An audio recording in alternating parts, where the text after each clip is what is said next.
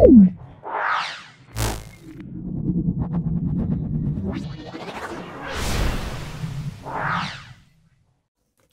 আমরা Siliguri Netaji high school সম্পূর্ণ solve করব।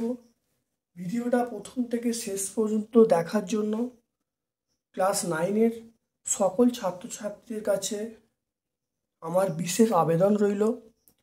তোমরা ভিডিওটা দেখবে, লাইক করবে, চ্যানেলটাকে অবশ্যই সাবস্ক্রাইব করবে এবং সকল বন্ধুবান্ধবের মধ্যে আমার ইউটিউব চ্যানেল লিঙ্কটা তোমরা শেয়ার করে দেবে। দেখে নাও, প্রথম প্রশ্ন যেটা আছে, 11 গ্রাম CO2 অণুর সংখ্যা। এখানে বিভিন্ন অপশান দেওয়া আছে। 11 গ্রাম CO2 অণুর সংখ্যা অপশান দেওয়া আছে। দেখো এখানে লেখা আছে অপশানে 11.11 ইন্টু 11 ইন্টু অ্যাভোগাড্রো সংখ্যা। অপশান বি বলা আছে 0.25 ইন্টু অ্যাভোগাড্রো সংখ্যা। অপশান 3 দেওয়া আছে, অপশান সি দেওয়া আছে 0.50 ইন্টু অ্যাভোগাড্রো সংখ্যা। অপশান ডি দেওয়া আছে 44 ইন্টু অ্যাভোগাড্রো সংখ্যা। মনে রাখতে হবে এটা CO2 মানে কত, CO2 মানে 44 গ্রাম। তাহলে 44 গ্রামে থাকবে কত, 44 গ্রামের মধ্যে আমরা পাবো অ্যাভোগাড্রো সংখ্যা। একে কত, 11 কত, তাহলে 44 গ্রামের মধ্যে আমরা কত পাবো, তাহলে 44 গ্রামের মধ্যে আমরা পাচ্ছি অ্যাভোগাড্রো সংখ্যা। একে বার করবো, 11 বার করবো, মানে 1/4 হবে। 1/4 ইন্টু অ্যাভোগাড্রো সংখ্যা, 1/4 ইন্টু অ্যাভোগাড্রো সংখ্যা বলতে তাহলে আমরা যেটা পাবো 1/4 মানে 0.25। তাহলে 0.25 ইন্টু অ্যাভোগাড্রো সংখ্যা। এটা মুখে মুখে করে দিলাম, আরেকবার বুঝিয়েছি, দেখে নাও। তাহলে 44 গ্রাম CO2-র মধ্যে অণুর সংখ্যা থাকবে, সেটা হলো অ্যাভোগাড্রো সংখ্যা। অ্যাভোগাড্রো সংখ্যা 6.022 ইন্টু 10⁻23। একে বার করবো, আর এখানে 11 গ্রাম বলা আছে, 11 বার করবো। তাহলে 11/44 ইন্টু অ্যাভোগাড্রো সংখ্যা যেটা বেরোচ্ছে, দেখো লিখছি 11/44 ইন্টু অ্যাভোগাড্রো সংখ্যা হলো 6.022 ইন্টু 10⁻23।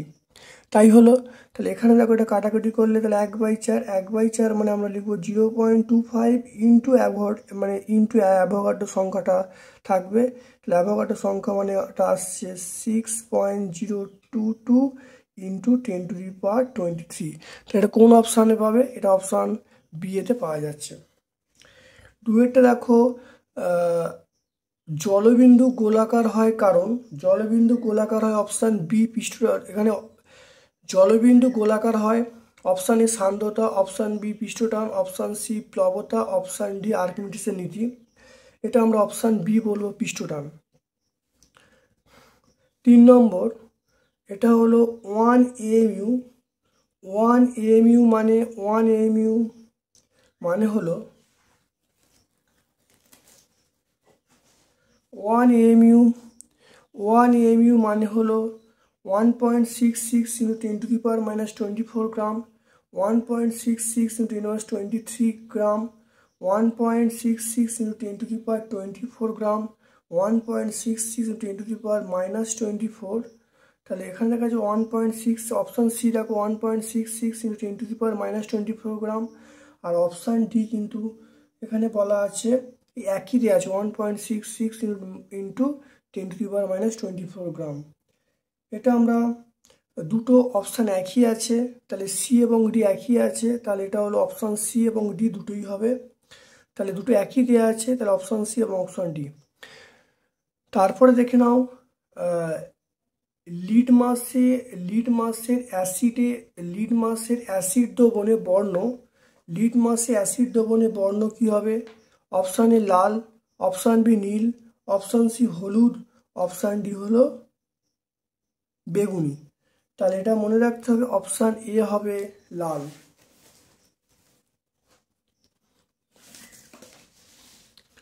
তারপরে দেখো, লেন্সের ক্ষমতার একক জুল।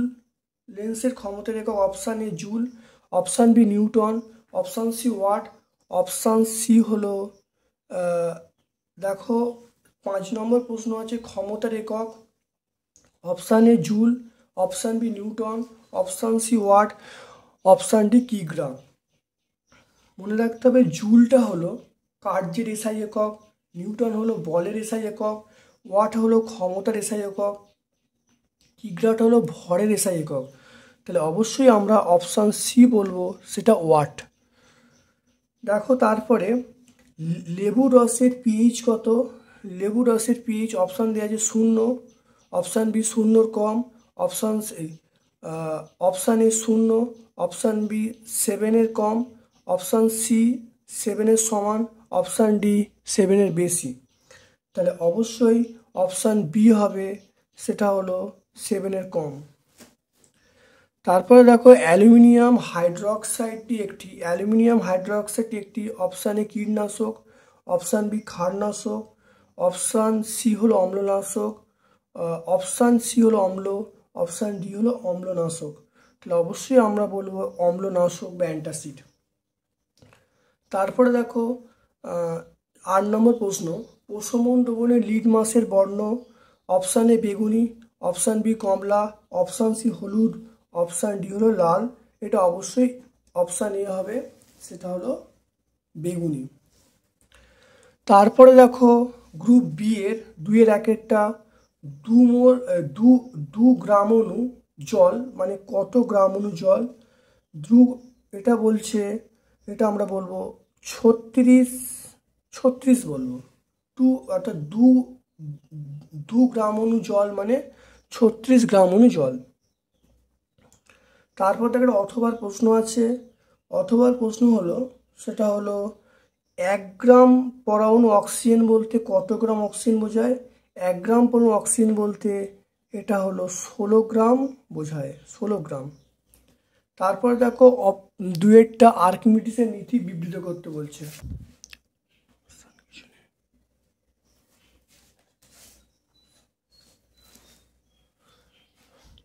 আর্কিমিডিসের নীতি দেখে নাও।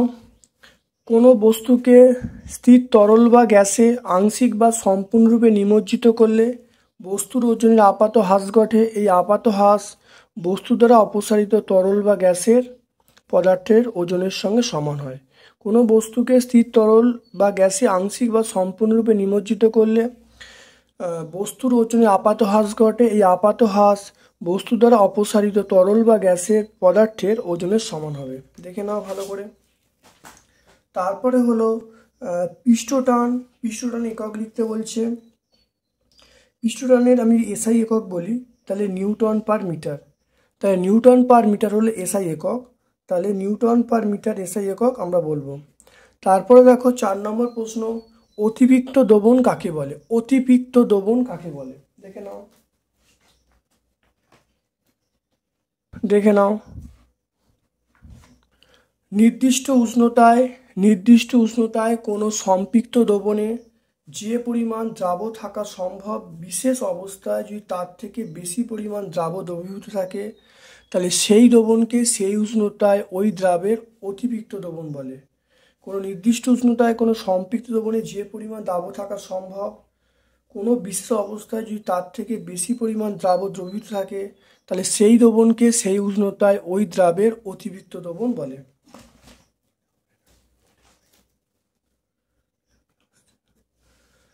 তাহলে পিএইচ স্কেল কি? পিএইচ স্কেল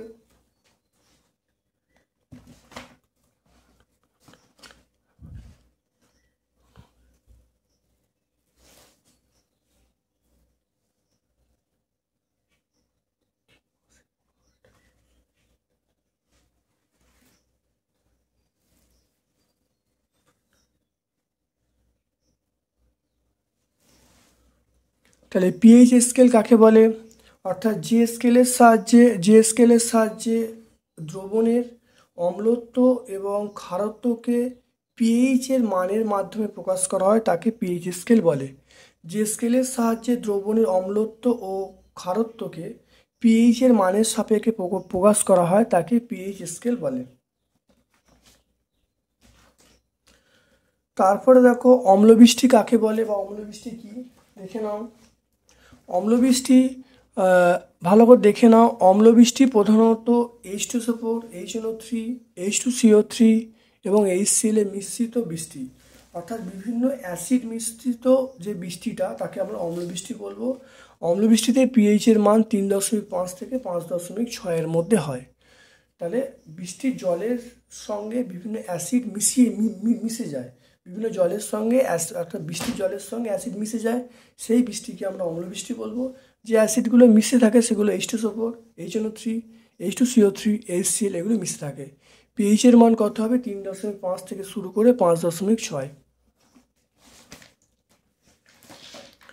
তারপর দেখো ক্ষরজল কি, বা ক্ষরজল বলতে কি বোঝায় দেখে নাও। অর্থাৎ ক্ষরজল অর্থাৎ যে জল সাবানের সঙ্গে সহজে ফেনা উৎপন্ন করে না, যে জল সাবানের সঙ্গে সহজে ফেনা উৎপন্ন করে না তাকে আমরা কি বলবো? তাকে ক্ষরজল বলবো।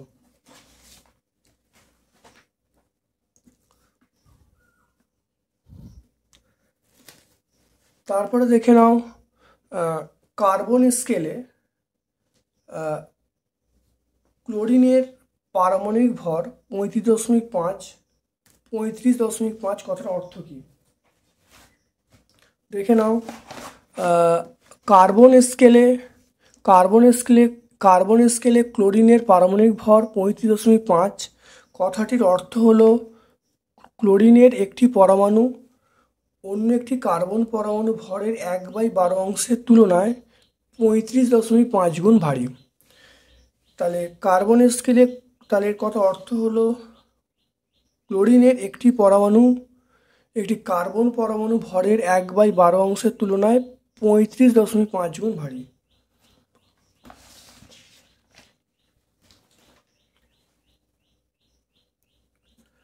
তিনের অথবার প্রশ্ন, সেটা 18 গ্রাম জলে কতগুলো হাইড্রোজেন পরমাণু থাকবে দেখে নাও।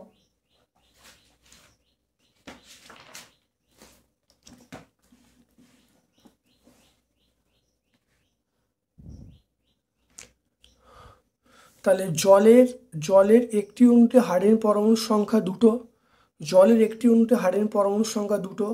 তাহলে 18 গ্রাম জল মানে 18/18 মানে 1 মোল হবে।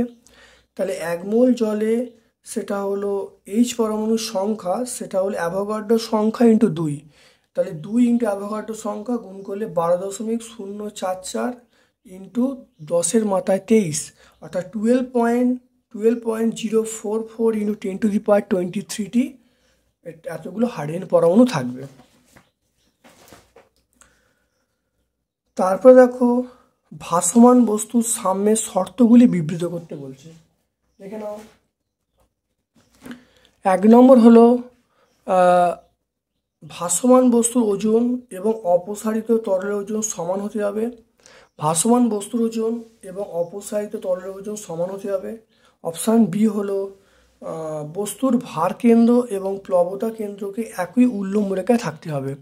তাহলে ভাসমান বস্তুর ওজন এবং অপসারিত তরলের ওজন সমান হতে হবে, আর বস্তুর ভার কেন্দ্র এবং প্লবতা কেন্দ্রকে একই রেখায় বা একই উল্লম্ব রেখায় থাকতে হবে। তারপরে দেখো একটা অথবার প্রশ্ন আছে, সেটা হলো প্লবতা কি দেখে নাও। সেটা খুব ইম্পর্টেন্ট প্রশ্ন, প্লবতা কি। অর্থাৎ কোনো বস্তুকে স্থির তরল বা গ্যাসে আংশিক বা সম্পূর্ণরূপে নিমজ্জিত করলে বস্তুর ওপর যে ঊর্ধ্বমুখী বল প্রযুক্ত হয় তাকে প্লবতা বলে। কোনো বস্তুকে স্থির তরল বা গ্যাসে আংশিক বা সম্পূর্ণরূপে নিমজ্জিত করলে বস্তুর উপর যে ঊর্ধ্বমুখী বল প্রযুক্ত হয় তাকে প্লবতা বলে। প্লবতার এসআই একক মনে রাখবে নিউটন।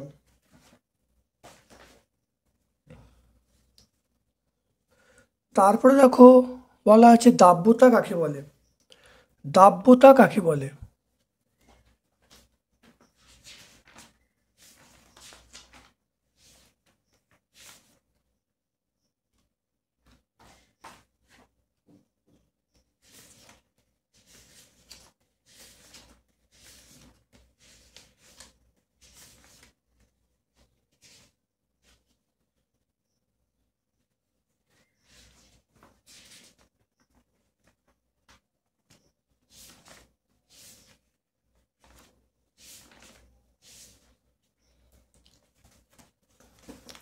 দেখে নাও দাব্যতা কাকে বলে। কোনো নির্দিষ্ট উষ্ণতায় কোনো নির্দিষ্ট উষ্ণতায় 100 গ্রাম দাবকে সর্বাধিক যত গ্রাম দাবক দ্রবীভূত হয়ে সম্পৃক্ত দ্রবণ তৈরি করে ওই উষ্ণতায় ওই দ্রাবের দাব্যতা বলে। এটি একটি এককভিন্ন রাশি। একটি দেখে নাও, দাব্যতা একটি নির্দিষ্ট উষ্ণতায় 100 গ্রাম দাবকে সর্বাধিক যত গ্রাম দাবক দ্রবীভূত হয়ে সম্পৃক্ত দ্রবণ উৎপন্ন করে ওই উষ্ণতায় ওই দ্রাবের দাব্যতা বলে। এটি একটি এককভিন্ন ভৌত রাশি। তারপরে দেখো 4 নম্বর প্রশ্ন আছে, অ্যাসিড বৃষ্টি নিয়ন্ত্রণের যে কোনো দুটি উপায় লেখো।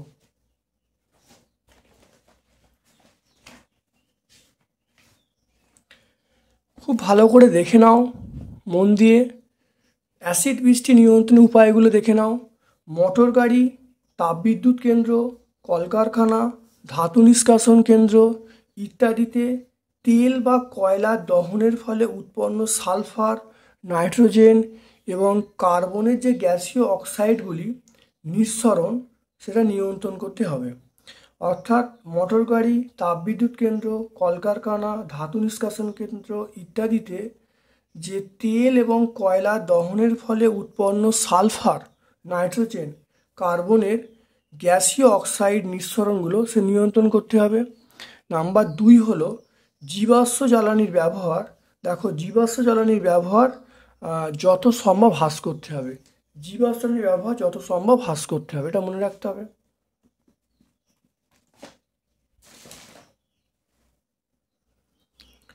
তারপরে দেখো, শক্তি নিত্যতার সূত্র ব্যাখ্যা করতে বলছে। শক্তি নিত্যতার সূত্র লিখতে বলছে, দেখে নাও। শক্তি হলো অবিনশ্বর। শক্তি হলো অবিনশ্বর। শক্তি ধ্বংস বা সৃষ্টি করা যায় না, এক রূপ থেকে অন্য রূপে রূপান্তর করা যায়। বিশ্বে মোট শক্তির পরিমাণ ধ্রুবক থাকে। শক্তিটা হলো অবিনশ্বর। শক্তির সৃষ্টি বা ধ্বংস করা যায় না, এক রূপ থেকে অন্য রূপে রূপান্তর করা যায়। বিশ্বে মোট শক্তির পরিমাণ ধ্রুবক থাকে।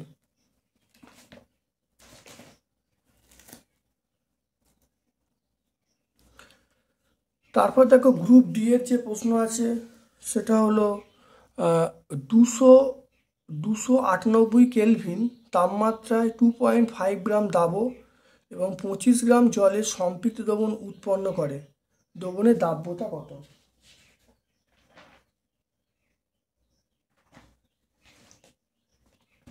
দেখো, 298 কেলভিন মানে আমরা বলতে পারি 298 মাইনাস 273 মানে 25 ডিগ্রি সেন্টিগ্রেড তাপমাত্রায় 25 গ্রাম জলে দ্রবীভূত হয়ে 2.5 গ্রাম দাবক। তাহলে 25 ডিগ্রি সেন্টিগ্রেড তাপমাত্রায় 25 গ্রাম জলে দ্রাবক দ্রবীভূত হয়, সেটা হলো 2.5 গ্রাম। তাহলে আমরা দাব্যতা বার কীভাবে করবো? তাহলে যেটা দ্রাবের পরিমাণ সেটা হলো 2.5 বাই দ্রাব্যতার পরিমাণ সেটা 25 ইন্টু 100 করলে দেখো আসছে কত, 10 গ্রাম আসছে। তাহলে 10 গ্রাম দাবও কিন্তু এর মধ্যে দ্রবীভূত হচ্ছে। অর্থাৎ 100 গ্রাম জলের মধ্যে আমার 10 গ্রাম দাব দ্রবীভূত হচ্ছে। তাহলে দ্রবণের দাব্যতা কত? দ্রবণের দাব্যতা 10 হবে।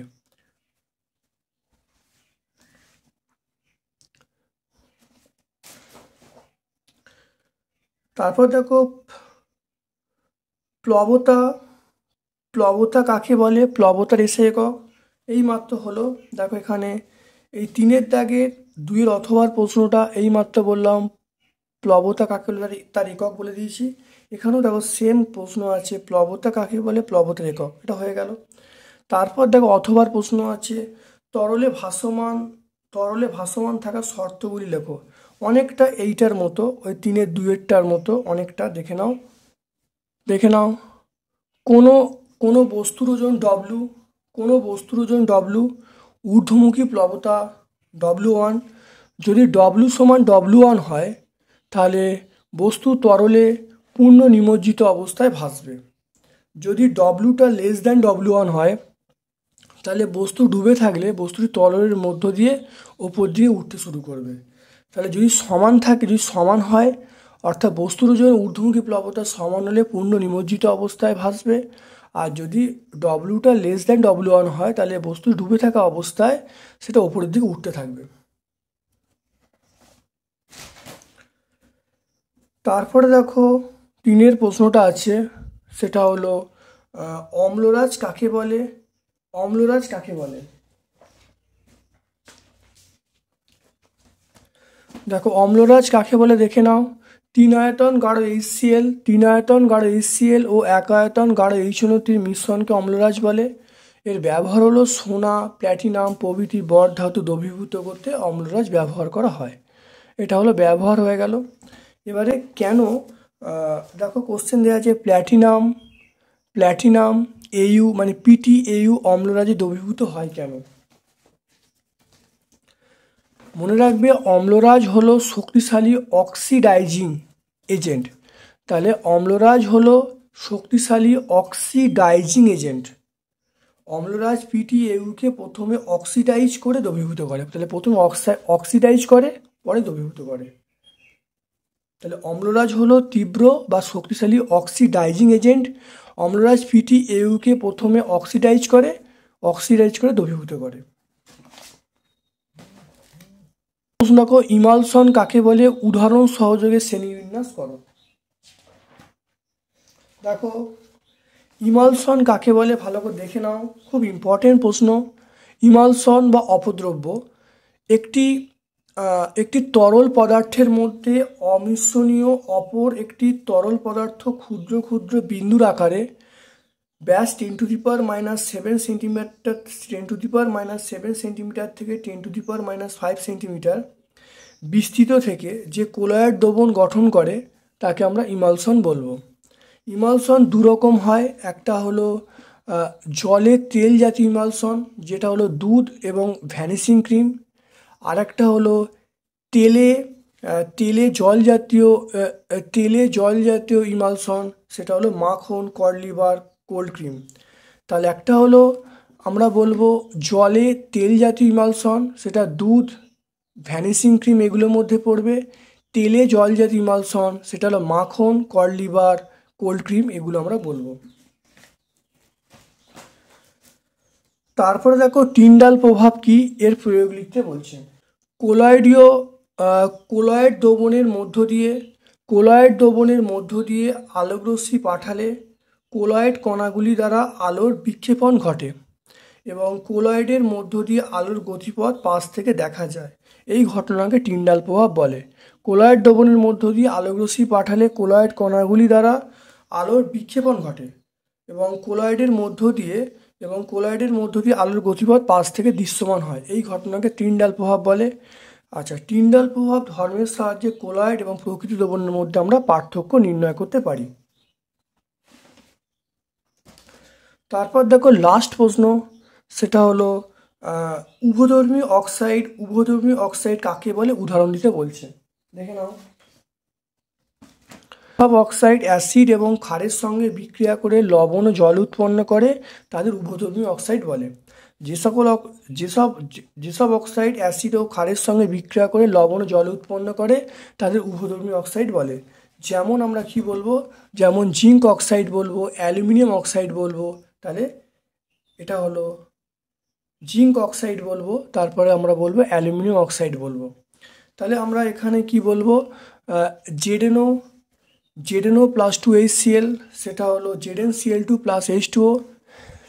দেখে নাও, ZnO + HCl সমান ZnCl2 + H2O। তাহলে লবণ জল উৎপন্ন হলো। এটা আমরা দেখতে পাচ্ছি অ্যাসিডের সঙ্গে বিক্রিয়া। ক্ষারের সঙ্গে বিক্রিয়া দেখো ZnO + NaOH, Na2ZnO2 + H2O। দেখো অ্যাসিডের সঙ্গে বিক্রিয়া করে লবণ জল উৎপন্ন করলো, ক্ষারের সঙ্গে বিক্রিয়া করে লবণ জল উৎপন্ন করলো। সেজন্য ZnO বা জিঙ্ক অক্সাইড হলো, সেটা হলো একটা উভধর্মী অক্সাইড। তাহলে আজকে আমরা শিলিগুড়ি নেতাজি হাই স্কুল সম্পূর্ণ সলভ করলাম। ভিডিওটা প্রথম থেকে শেষ পর্যন্ত দেখার তোমাদের অনুরোধ রইল। যদি ভালো লাগে একটা লাইক করবে, চ্যানেলটা সাবস্ক্রাইব করবে, বেল বাটনটা অবশ্যই ক্লিক করে রাখবে যাতে ভিডিও আপলোড করার সঙ্গে সঙ্গে যাতে তোমাদের কাছে নোটিফিকেশান চলে যায়। আমার পক্ষ থেকে তোমাদের সকলকে ধন্যবাদ ও শুভকামনা জানিয়ে আজকের মতোই ভিডিও শেষ করলাম।